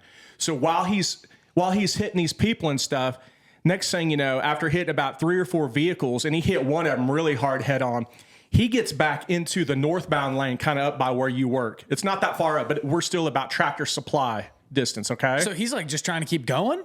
Yes. So he's jumped the median. He's hit the sign over it. This is before this. They used to have like a concrete median there. They don't anymore. Right. I remember that. Internally. So he's hit these vehicles. He's caused all this damage, and he is obviously a lunatic. Something's going on. So I'm tailing him, and obviously, there won't be any cops for at least, maybe a minute or 2 or 3, even if they're quick to respond. So I'm processing, dude, something needs to be done to this guy. I've never told you this story. Something needs to be done to this guy. So he gets back into the northbound lane after dude, there are people right after this happened. There's antifreeze smoke or whatever, steam coming out of this one vehicle that was disabled. People are getting out, throwing their hands up. Well, I'm getting behind this guy, and he's kind of slowed down to about 5 miles an hour. And I'm pretty much thinking, dude, I'm going to do the old pit maneuver like the cops do. I already told myself, if he keeps going further or whatever and doesn't straighten his shit up, I'm going to take his vehicle out. I'm going to ram him. I'm going to take him into... I didn't care about my truck. It's like he was going to kill somebody if he didn't kill somebody already. Yeah. So he's in the northbound lane, and check this out. He stops. This is about Tractor Supply. He's in the northbound lane. He's in the good lane now. Yeah. He stops. So I stop behind him. I watch. He flips a Yui. No. In all those vehicles, there's probably 8 vehicles that are sitting there, and everybody's kind of getting out. Look, and there's some people kind of running up, waving their hands, but nobody's like doing. He flips a Yui, and he starts to go back towards all this carnage, all this traffic that he's just hit. No. And whenever he does, he goes probably about 3 or 5 miles an hour, and now he's about in the same line with me, and he steps on the brake for a sec, and his windows rolled down, and he's in a big old truck, and his music's blaring. So I throw my truck in park, and I ran over there because I don't know what in the hell he's getting ready to do. I open the door, I grab his ass, and I throw him out of the truck, and I pretty much pin him to the ground. No kidding, dude? Oh, yeah, dude. Yeah, I pinned him to the ground. Now he's in the southbound lane. I pinned him to the ground, held him down there. Then finally some people start to walk up, and whenever those people kind of had him down, I hopped into his truck because the music's blaring, turned it off, took the keys out of the ignition. We held him down. We ended up dragging his ass over to the side of the road. We left his truck there. About 2 minutes later, the cops came. Well, while we're there, this lady that had been head on, dude, she was, how the hell could you, I'm so pregnant. What? Dude, it was a scene. It was a big hectic scene. Whoa. Because of this idiot, right? And while the kid is sitting there up against the pole, they're like, dude, what the fuck were you thinking, man? What the, didn't beat his ass. Probably should have smacked him up a little bit, but probably a good thing you didn't though. And he goes, and he was like, man, I smoked some incense. So smoked incense? Yeah, it was incense. So I don't know if it was. Well, incense is just a fragrance. That's what he said, but it could have been. I don't do drugs. But it could have been a term of something, of whatever it was, right? Or he didn't want to admit that he's on meth. I take it whatever Yeah. he smoked, they called it incense. Yeah. Okay, that was probably some slang term for something, right? And anyway, the cops came, gave the report and stuff. And we ended up pulling his vehicle off to the side, and they did all that. And I gave the cop my deal. I said, hey man, this is what happened. If there's a court deal or something, if I need to go in and testify, dude, I'll do whatever, man. Here's my information. And I think it was Paul Qualls, or it was Qualls guy. I think I went to school with. Anyway, that was it. So during that whole deal, during that whole deal, there could have been other people. And, dude, for one, I could have been walking up to a lunatic with a gun. He could have, who knows what the hell I was getting ready to get into. Oh, he could afford it right as you walked up. I mean, you never know, man. Something. But I didn't think twice. And maybe, you got to assess the situation before you step up. But it's a type of deal, man. If there's situations, I could go doomsday or worst case scenario. He could have thrown that thing back in drive, and those people that were out of the vehicles plowed right through them. But fortunately, and I don't need no accolades or shit like that. All I'm saying is, dude, when you see an opportunity, you need to man up. If you're the type of person that'll man up, because, there's a lot of people that won't. Yeah, dude, that's such a great topic too, because, all right, yeah, that's an extreme case, right? Yeah, that was on the that was on the extreme end. That's why I was saying, and I have other ones, but that was on the higher end. But you never know. You don't. I mean, you never know. I mean, you never know. You see those shootings and shit. I mean, that's on the super extreme end. Now, granted, we want to, but dude, unless if somebody steps up and maybe if 3 or 4 people team together to hopefully take this guy out. Well, I think it's such a great thing because, like, we talked about like war and all that, earlier. Well, guess what, dude? If it comes to that, if it comes to like where there's a draft and stuff, I had a guy the other day I was renting a house to. I don't know anybody. I do not know a single person who would rally up and say, let's go to Israel or let's go to Ukraine or anything. It would all be, fuck that, dude. That's not my war. I don't want to fight under this president, blah, blah, blah. But if a draft came down to it, 99% of people who got drafted would just be like, fuck, I got drafted. But if all those people had the balls to stand up, the balls to take a stand, then they can make a difference. And if everybody said, no, I'm good, then things would be different. If we stood up to any form, dude, like being a sheepdog, like let's say that you come from a bad household. Let's say you're a 13-year-old kid and you've got a drunk, alcoholic, abusive dad or stepdad or something, and he gets drunk and he starts beating on, you and your siblings and stuff. Well, you see him, beating on your little sister and you're 13 years old and you stand up to him and you yell at him and you go up to him and you hit him in the face or you hit him with a chair or something. That's the same thing. Or let's say to a way less extreme, a non-violence case. I've been in this position before. A previous employer, dude, they were driving everybody nuts, dude. There was this one guy there that was just driving everybody nuts. He was, he had a little bit of power. He had just recently gotten promoted and he decided he wanted to have his way and it was his way or the highway. Well, dude, he was making all these rules and these changes and these policies and getting to the point where everybody was just sick of it. They wanted to quit. I mean, the whole crew was getting ready to just walk the fuck out of this place. And nobody wanted to go speak with the owner, who was not cool with what was going on. And so finally I stood up and I was like, I don't think he even knows what's going on. I don't think he's keeping his ear to the ground to know the temperature of the workers here. And so I go into his office and I say, you got a sec? Yeah. And I sit down and I was nervous, dude. I mean, I was shaking to have this conversation. And I was like, here's what's going on. And I really there's a lot of pissed off people and I don't think that people are going to stick around and they're all too scared to speak up. And I know that I'm putting my ass on the line here. Yeah. Because the guy that I'm reporting about, yeah, is your superior, is my superior. Yeah. And it was like, here's the stuff that's going on, man. And it's going to be a bad deal if, this happens. And it's going over this guy's head to the owner to tell him all this stuff. But guess what? When I did that, things changed. I mean, I didn't go in there with hate and animosity. It was just, hey, I don't think this guy knows what he's doing. I don't think you know what's going on. All your employees fucking hate this place right now. And it was, all right, well, let's see what we can do. Let's find some compromises on some stuff. Yeah. So it can be a thing like that, it could be just, there's somebody on the crew that everybody kind of rags on and stuff like that. It might be standing up for somebody. Yep. It could be a myriad of things. It could be somebody, somebody slams the door on a handicapped person into the store, you know what I mean? Yeah. And you're like, hey, hold that door open for him. It could be at the gym, dude. I have to do this a lot. You see fucking high schoolers using the deadlift rack and putting 315 on there and not racking it and then just wanting to walk away. Most people are going to be too scared to tell those kids, hey, you need to rack your weights. You ever see Cart Narcs?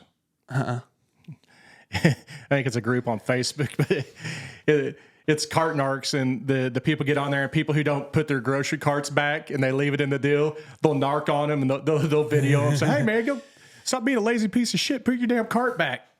Dude, that's what we need, man. Most people are too scared of confrontation to do that. And I mean, me too. I mean, we all are at some point. Like, there's sometimes like I'll see somebody leave a cart in the parking lot. I could go up to them and be like, yo, put that away. And I know that nothing would happen of it, but in my head, I'm like, you know what? It's just easier to take the cart and put it up for them, whatever. I do that, but I give them, I'm pretty sure I give them the stink eye, whenever I'm pushing the cart back, and I'm muttering just loud enough under my breath. Yeah.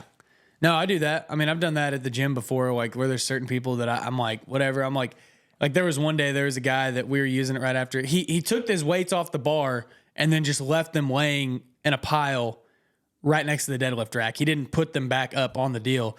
So like I was sitting there, my brother and I were using it right after it. And I was just like, yeah, man, I just really hate how all these fucking people in this gym don't put their shit up right. I'm just like yelling it as loud as, and just like staring at this dude. And, I noticed he hasn't come back since then, so I think it worked. I mentioned Todd Snyder before. Yeah. I know you've probably never listened to him, but No, I have. He's the folk singer guy. He has this one song. He's talking about this bully goes around and bullies every kid in school. And so one day this kid decides to stand up. This is kind of the whatever of the song. So he decides to stand up to the bully, and he walked up to the bully and he said, hey, he goes, you know what? You're going to beat me up today. And the bully's like, all right. So, and not only are you going to beat me up today, you're going to beat me up and from here on out. So he ends up bullying the bully. So each day he goes in, he gets beat up by the bully, right? Mm-hmm. Then he finds the bully the next day. All right, come on, man. You're going to beat me up again. So after so long, the bully finally gets tired of being bullied to beat him up, kind of the reverse psychology of standing up to the bully. Yeah. Now, keep in mind, size up your situation too, right? Yeah. I mean, you can read the room. Now, there's some battles that you can't fight on your own. And I'm going to give you a perfect example of that. This happened with me at the Dollar General across the bridge out there. Oh, yeah. Nothing classier than a Dollar General, baby. So I was in there to get whatever it was. It was going to be a quick in and out. Well, there was this old man that was at the register, and he was belittling this kid that worked there, bigger kid, but he's slow. And this old man was like, is there anybody else that works here? Because this piece of shit, and he was talking real loud, and this guy was probably mid-60s. Just one of those real grumpy old assholes. Yeah, he was being a dick to this kid, and this kid, I mean, I don't think this kid really could process even that he was being ragged on. You know what I mean? Yeah. The kid was just eating it. And my normal, granted, if it was a 6'8" muscled up dude, I might have to, walk lightly. But my normal deal would be like, fuck you, old man. Mm-hmm. But the kicker was he was carrying a damn revolver on his hip. Oh yeah. And I was looking, and I kept hearing it, and it was like a self-pay deal. I went to the self-pay, and he was still talking shit to that kid. And that was a situation where I sized it up. I was like, this could get pretty damn ugly if I. Dude, there's some delusional old men out there. So I went in the next day, not that it was hindsight, but I went in the next day, and that same kid was working there. Yeah. And I said, hey, man, about yesterday, that old man just, I still don't think he even what he was saying, It just didn't register with him, yeah.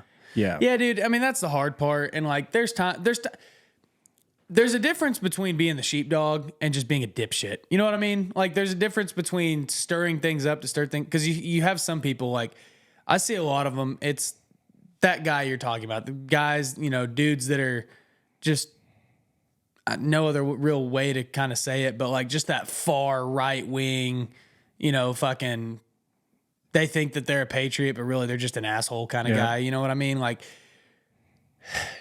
you have those people that like, they want to be the sheepdog. They think that they're being a sheepdog, but really they're just stupid. Like there was people whenever all the BLM stuff was going on, right? The protests and all that. Like there was a protest downtown here in Ponca, and it was 100 people, 50 or 100 people. It wasn't very big.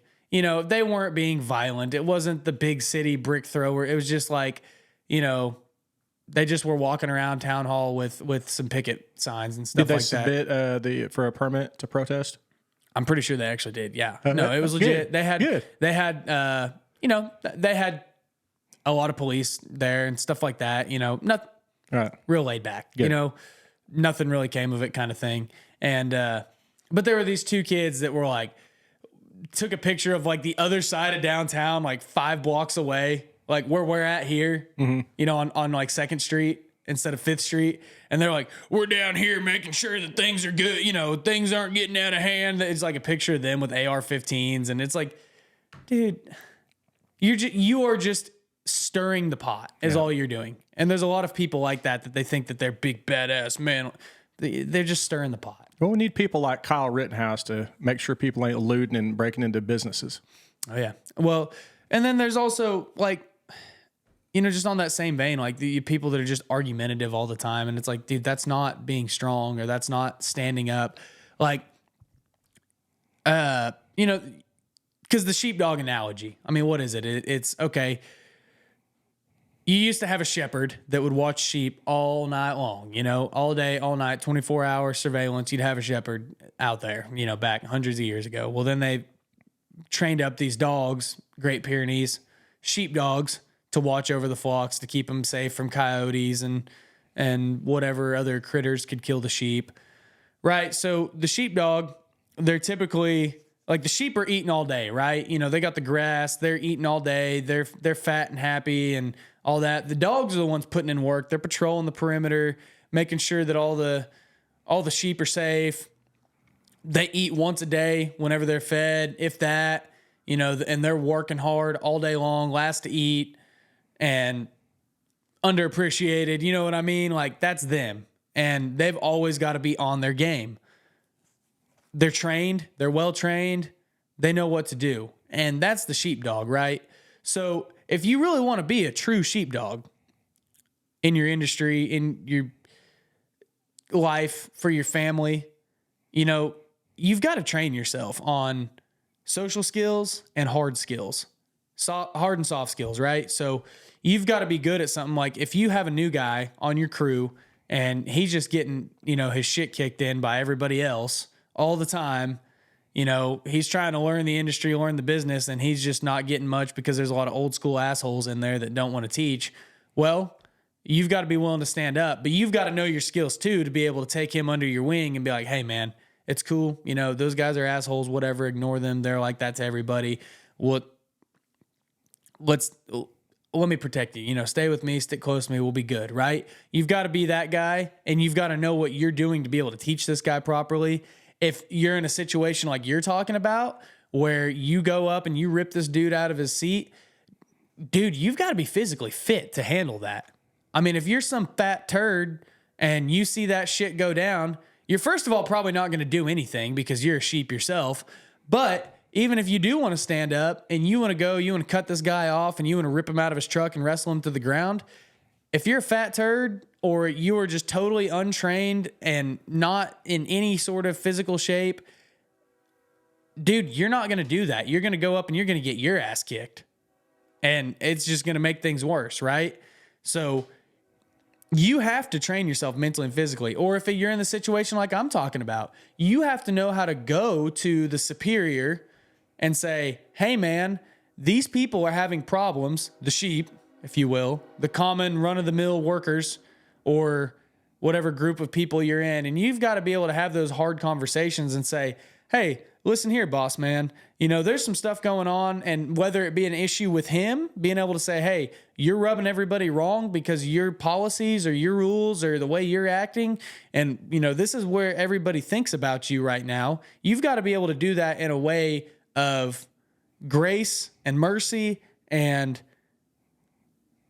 helping them out, you know, like making it productive, not just going in there, listen here, you stupid motherfucking asshole, because nobody's going to receive that. So you have to train yourself on soft and hard skills. And if you want to carry a gun on your hip, dude, in case some shit goes down with a shooting, that's well and good, man. But you better know how to use that thing.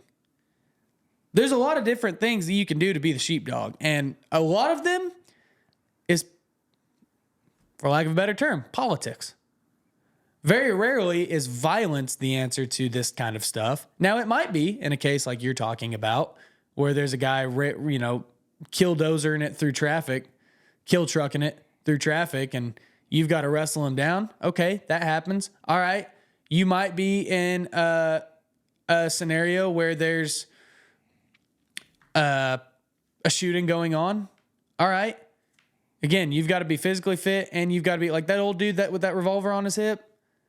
If anything broke down, he's probably sitting there. He'd probably pull that thing up shaking. He probably never actually goes to the range. He just carries it around just to think he's a badass. And he probably couldn't hit the broadside of a barn with that old thing. You know what I mean? Like if he was sitting in his recliner and you busted in his house while he's watching, you know, a John Wayne movie or something, he could probably put a hole in you then. But I mean, just in general, if something broke out, he does not have the tactical training probably to take you down or take down a shooter. And then, dude, even you can do all the training in the world, but when the real world shit happens, when the rounds fly and stuff, you might not even be prepared then. You might freeze up, you know. Well, and dude, times whenever you need to be a sheepdog, look, man, I work on a road crew. All right. The nearest, like if something were to go down, a lot of times we're working on highways that are 20, 30 miles away from your nearest hospital. So, and this is the case with a lot of them, you in a construction zone. So if somebody gets hurt, somebody has a heart attack, somebody gets hit by a car, God forbid, something happens to where a medical emergency happens, you've got to have hard skills there too, man. You've got to know somebody just cuts their hand and it's bleeding really bad. You have to know basic first aid and stuff like that to take care of them. And then you've got to have the balls to implement it. Yeah. And I've seen that happen, dude. I mean, I told you this story about whenever my band played a show in a bar, dude. We had 2 people go down in like 10 minutes, man. That's why they call us fading fast, you know? But there were people there. I mean, and I was going to step in and do it, but there was a nurse there that she stepped in and she started doing CPR on one of the guys that went down. I mean, until the ambulance got there. I mean, and before the ambulance even got there, that dude was conscious again because she did that, because she had the hard skills and she was willing to step in and help. And a lot of people want to be a sheepdog. I mean, they do. A lot of people think they're a sheepdog. But as we could see with COVID and all that, when push came to shove, very few people are sheepdogs. They're sheep. Like, look at the airplanes, man. You know, they were always mask on a plane, mask on a plane, mask on a plane. Well, everybody was, I'm just, you know, oh, yeah, I don't agree with all this masking and all these rules and all this and that. But everybody wore a mask on the plane. And then the day that they said no more masks on the plane, I was in an airport the week after that happened. I mean, less than 10%, dude, was wearing masks. And it's like, all you people were going home and you were bitching about this administration, this is going on, and you were doing nothing about it. You were doing nothing about it but bitching about it. You know, you weren't going to your state representatives or your senators and you weren't emailing them and saying, this is bullshit, we need to stop this stuff. You weren't having conversations with your employer saying, I don't agree with your COVID rules. You weren't doing that. You were just taking it in the balls. You weren't even trying. And that's most people, man. They think that they're a sheepdog. They think that they're tough. But then whenever it comes down to brass tacks, they're pussies. You got a little political on me there. I like it, man. Yeah, you like that? Yeah, you kind of dipped your toe, kind of stepped over the line of hair, then came right back. Yeah. You know, you're talking about that if there's a wreck or somebody gets hit. I have another scenario. I don't know if I told you this, but we were on our way to Stillwater to frame a house, and the sun was just coming up. And this is back when it was pretty much a 2-lane out there by White Eagle. Mm-hmm. And it's right where the White Eagle turnoff is. So this is where you're going uphill, and it was still kind of dark out. The sun was just coming up.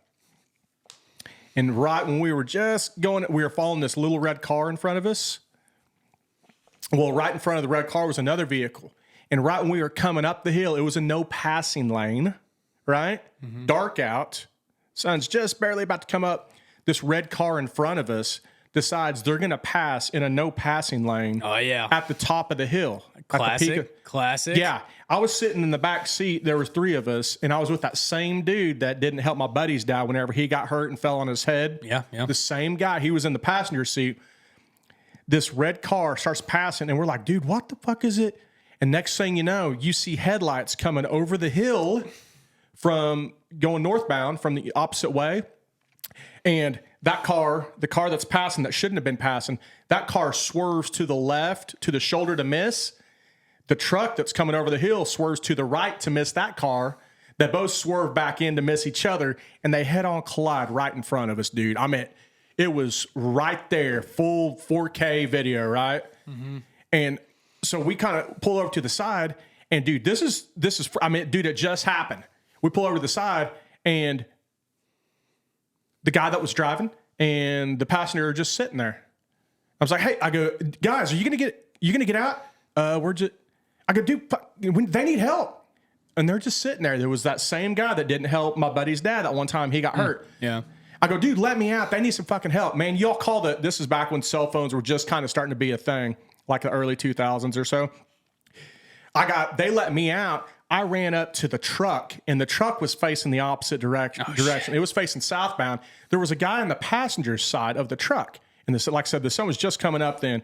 And the guy's sitting there, and he's looking at his hand like this. And while he's looking at his hand, the bone on his palm was pushed out of his skin, you know? Oh, yeah. And I go, hey, man, where's the driver at? And he goes, I am the driver. I go, dude, where's the I am. So I realized he was a driver. I go, was there anybody? He was on the passenger side of the vehicle. Oh, damn. And I go, was there anybody else? No, it was just me. I go, all right, dude, you hang tight, dude. You just. So I ran over to the car. In the car, the airbag had went off, and there was steam and everything going. And I looked in, and there was a girl that I went to school with, and her name was Stacy. And I walk up, I go, Stacy? She's like, yeah. I go, Was her mom in the car? No, Stacy, no. And I said, and it was a dumb question. I go, what happened? She goes, I got in a wreck. And then I talked to her for a second. Was anything hurt? No. And then fortunately, a lady came up to help her. So when she did, I went back to check on that guy. By that time, the guy had gotten out, and he was on his way. He was working at Votech. He was some type of teacher up at Votech. Mm-hmm. And when I talked to him, he was pretty coherent and stuff for a while, right? Well, he was on adrenaline. And he's like, you saw what happened, right? And I mean, he's got the bone out of his hand. He had been thrown.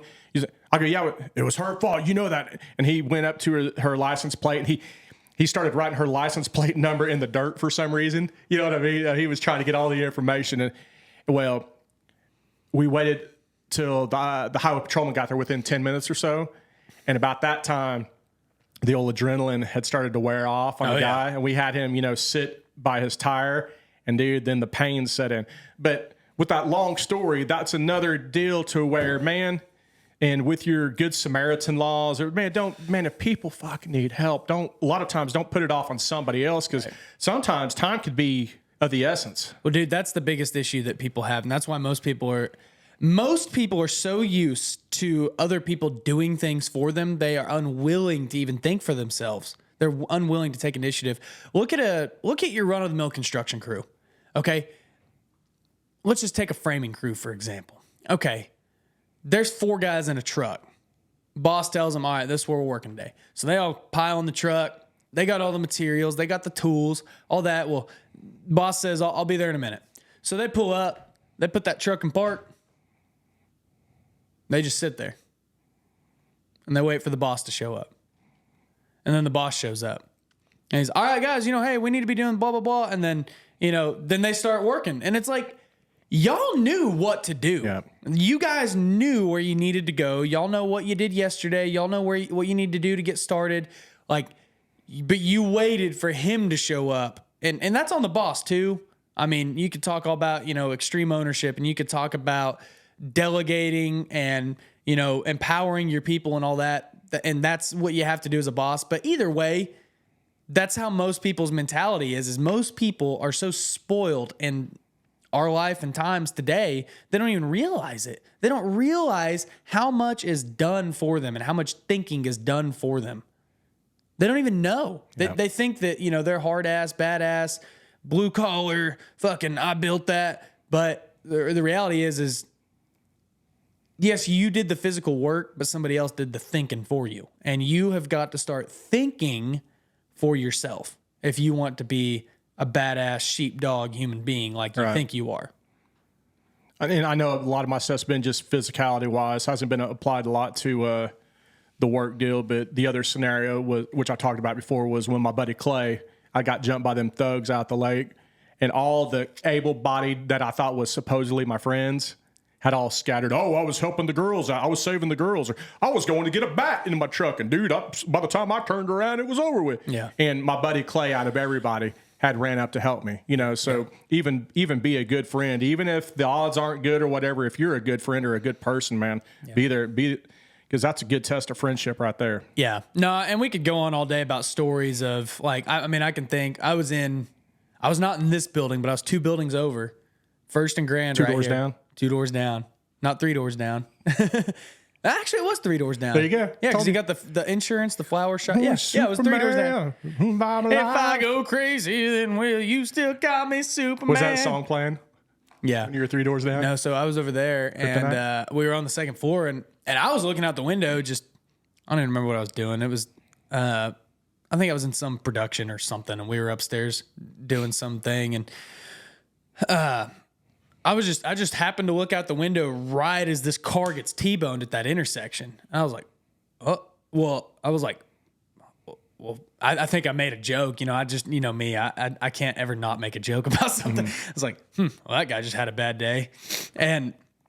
But immediately, as soon as that happened, me and this other kid, like everybody else just staring at it like, whoa, whoa, whoa, whoa. Like, just like, what do we do? Yeah. And so like immediately me and this other kid, I mean, this is a room full of adults, and like me and then this kid younger than me, we're the 2 youngest people in this room. Everybody's just staring at it like, whoa, what's going to happen? Just assuming somebody's going to do something. So finally, I looked at one person. I was like, hey, call 911 right now.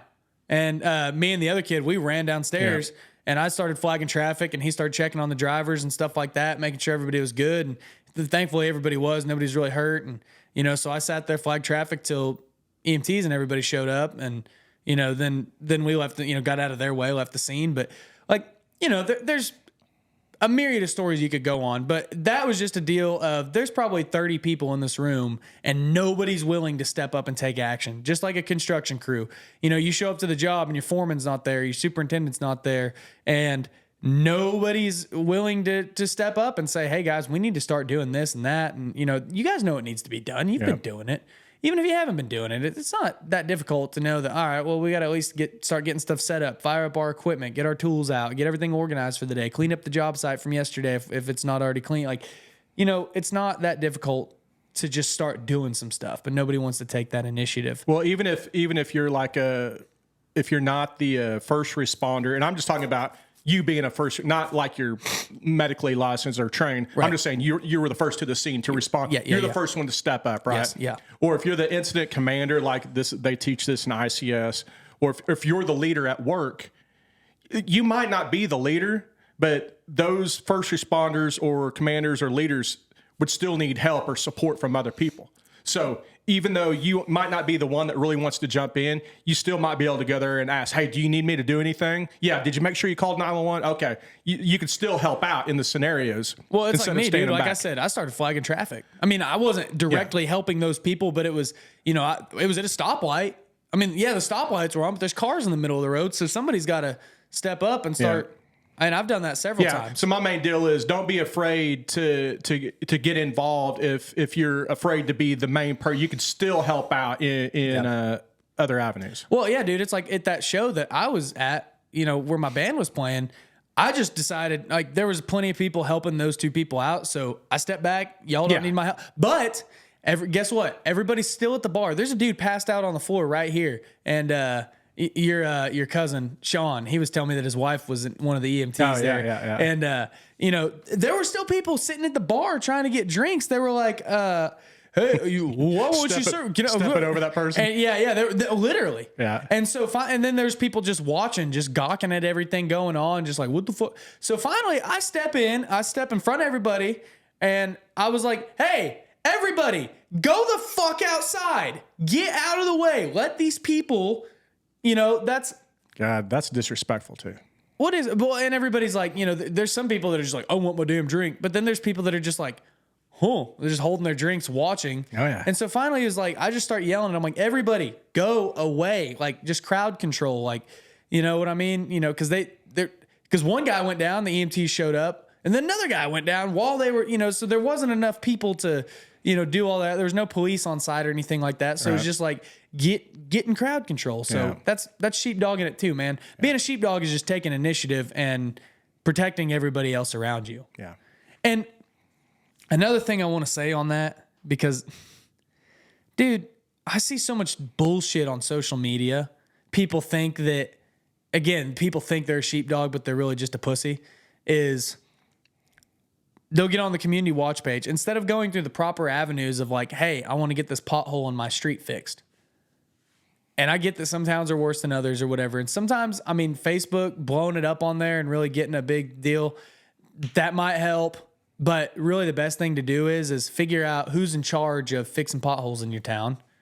Call them up, say, hey, I got this pothole, blah, blah, blah.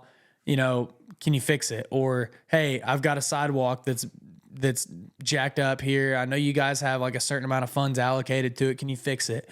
Or something of the sort where it's like, there's a problem you see that you look at it every day. You see it, it's there, and you want it fixed because it's a pain in the ass for you or your family or your neighborhood. Well, guess what a lot of people do? They just go to Facebook and they're like, I don't understand why our piece of shit city doesn't come in here and fix this. I'm a taxpayer and I pay money. What the fuck do they even do? It's like, look, man, they probably didn't even know about your bad sidewalk panel in front of your house. Why don't you just call them and talk to them and tell them what's going on? Or like if your power goes out, you can bitch about it on Facebook about how you have no power, or you can call the electric company and say, hey, I don't have power at my house. Because they may not even know. Yeah. They may not even know. It may have, a transformer may have blown up and they haven't seen it yet, Yeah, there's proper steps to take. That's like being an employee too, to where instead of going up to management about an issue, your supervisor might not even known about the situation. So at least try to do that chain of command. Yeah. Here's me hedging. There have been times to where the old supervisor you ain't getting. So I'll go one step above then. Yeah. And dude, like the Facebook deal.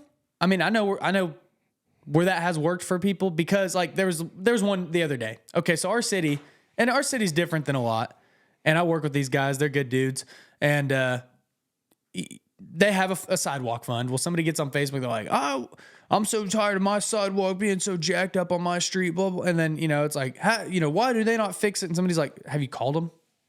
Just call them. Like, they're pretty cool. And one dude's like, I called them up the other day and I told them that I was going to sue their ass if they didn't come and fix my sidewalk. And they came and fixed it within 24 hours. It's like, or just don't be an asshole. Just call them up and say, hey, I got, why don't you fix it? But people do that with restaurants and shit too. It's dumb. But like I can think of one time where these guys, they took the proper chain of commands. They sponsored an event with an organization here in town, and the event they sponsored a lot of money, and the event did not hold up their side of the budget. They didn't put their sign out or something like that. And they kept doing it. They called, they went a step above. They talked to all the highest people, and it was just like, oh yeah, we'll get it taken care of. Well, they never did. And so finally, pretty well-known business, and they put it on Facebook and just said, I'm not here to hate. I'm not here to trash. I just want to say what's going on. Watch out if you give these people your money. And the situation got rectified. They came out and said, hey, situation's rectified. We finally had a productive conversation. Thanks everybody for helping me get their attention. Yeah. There was no hate. There was no, those kinds of people. So, to be the sheepdog, sharpen your social and your physical skills, and just don't be a turd.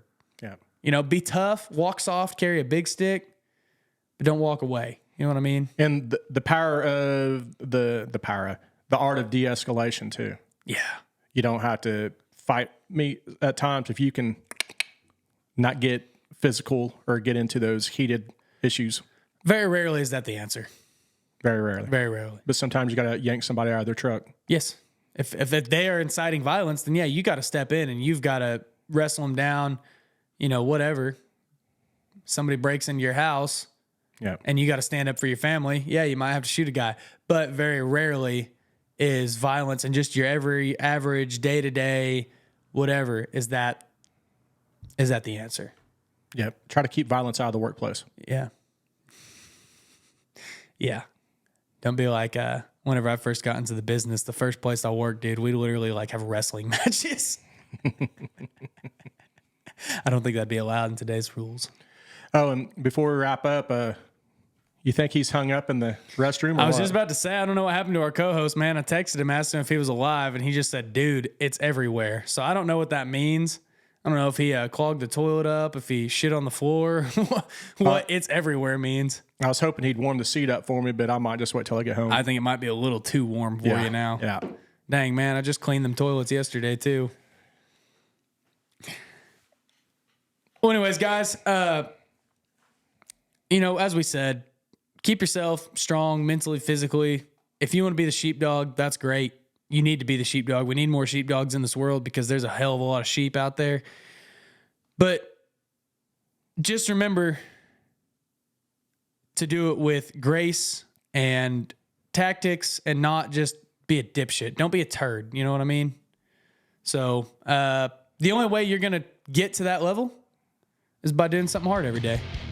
Bye, God.